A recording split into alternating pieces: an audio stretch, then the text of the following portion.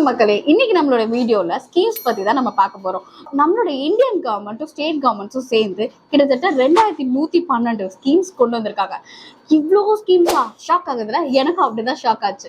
First time நானுமே myschemes.comல போய் பார்க்கும்போது இவ்வளோ ஸ்கீம்ஸா அப்படின்னு தான் நானும் ஷாக் ஆனேன். ஏன்னா அவங்க ஒரு ஆஸ்பெக்ட் மட்டும் பண்ணல, கிட்டத்தட்ட 18 aspects, travel, tourism, business, finance, health, insurance, எக்கச்சக்கமான வகையில் ஸ்கீம்ஸை வந்து கொண்டு வந்திருக்காங்க. இப்படி ஒவ்வொரு டிபார்ட்மெண்ட்டும் ஸ்கீம்ஸை வண்டியா கொடுக்கும்போது நம்மளால எந்த ஸ்கீம் நமக்குன்றது தெரிஞ்சுக்கிறதே ரொம்ப கஷ்டமா இருக்கும். ஸோ இந்த ஆஸ்பெக்டை வந்து ரெடியூஸ் பண்ணும் அப்படின்றதுக்காக தான் myschemes.com கவர்மெண்ட்ல இருந்து கொடுத்துருக்காங்க.